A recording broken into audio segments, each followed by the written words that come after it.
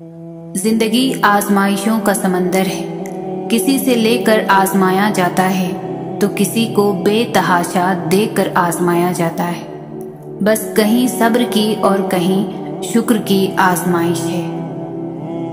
उल्फत बदल गई, कभी नीयत बदल गई। खुदगर्ज जब हुए तो फिर सीरत बदल गई। अपना कसूर दूसरों पर डालकर कुछ लोग समझते हैं हकीकत बदल गई। नाम खुदा है हर जगह, जिक्र खुदा है कहीं कहीं। जिक्र खुदा हो भी अगर तो खौफ खुदा है कहीं कहीं। न उरूज अच्छा न जवाल अच्छा, जिस हाल में रखे खुदा वो हाल अच्छा। तवील है मसाफत मगर मंजिल का यकीन है।